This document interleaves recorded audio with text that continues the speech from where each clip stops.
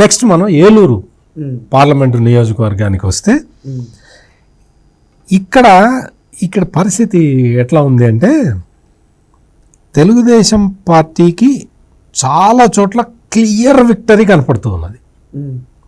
టఫ్గా ఉన్న చోటేమో టఫ్, అసలు ఇంకా అది పోతుందని చెప్పచ్చు. ఆ తరహాలో ఉన్నది. ఇక్కడ మెయిన్గా ఉంగుటూరు జనసేనకి ఇచ్చారు.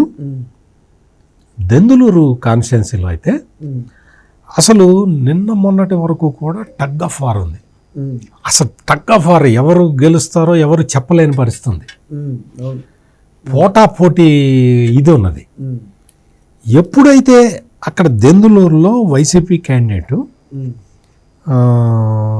కొంతమందిని అవమానించడం, ఇన్సల్ట్ చేయటం, మొన్న చిన్న యాక్సిడెంట్ అయింది. వాళ్ళందరినీ ఎస్ఐల పిల్లల్ని ఎక్కించుకొని ట్రాక్టర్లో వెళ్తుంటే అదే పెద్ద ప్రమాదం జరిగింది. అక్కడికి వెళ్ళి రిపోర్టర్లు ఫోటోలు తీస్తూ ఉంటే జర్నలిస్టులు ఉంటారు కదా, వాళ్ళని కొట్టడం, వాళ్ళ కెమెరాలు లాక్కోవడం, ఇది మొత్తం దెందులూరు నియోజకవర్గం మొత్తం స్ప్రెడ్ అయిపోయింది. అసలు ఇంత అరాచకం ఏంటి మన ఏరియాలో అని చెప్పి మొత్తం దెందులూరు మొత్తం ఈ రోజున వన్ సైడ్ అయిపోయింది. చింతమనేని ప్రభాకర్కి వన్ సైడ్ అయిపోయింది. దెందులూరులో వచ్చే మెజారిటీ తోటి ఏలూరు పార్లమెంటులో కూడా తెలుగుదేశం పార్టీ గెలిచే పరిస్థితి కనపడుతుంది.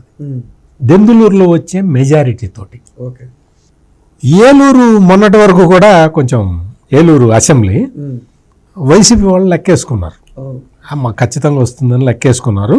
ఇప్పుడు అక్కడ వాతావరణం కంప్లీట్గా మారిపోయింది. పోలవరం మొత్తం తెలుగుదేశానికి అనుకూలంగా వచ్చింది. చింతలపూడి మాత్రం మొదటి నుంచి తెలుగుదేశం గెలుస్తుంది అనుకుంటున్నారు. అది అట్లాగే కంటిన్యూ అవుతున్నది. నూజివీడు, కైకలూరు, వీటిలో కూడా ఈ ఓట్ ట్రాన్స్ఫర్ ఇష్యూస్ కొన్ని ఉన్నాయి. అది వచ్చేస్తే మొత్తం ఏలూరు పార్లమెంటు కాన్స్టిట్యున్సీ కూడా ఈ మొత్తం కూడా బాగానే ఇది ఉన్నదన్నమాట. సో ఈ విధంగా మనం అంటే ఉంగుటూరులో జనసేనకి విజయ అవకాశాలు ఎక్కువగానే ఉన్నాయి.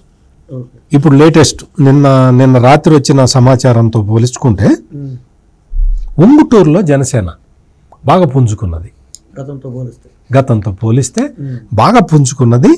ఇక్కడ మొత్తం అంటే తెలుగుదేశం క్యాడరు, జనసేన క్యాడరు అంతా కూడా వాళ్ళ మధ్య ఏదో కొంత చిన్న ఉంటాయి కదా, అవన్నీ సర్దుబాటు అయిపోయినాయని చెప్పి లేటెస్ట్ రిపోర్ట్ వచ్చింది.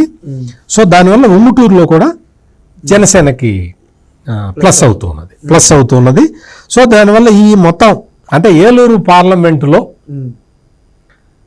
వైఎస్ఆర్ కాంగ్రెస్ పార్టీ 7 సెగ్మెంట్ల మీద ఆశ వదులుకోవడం బెస్ట్.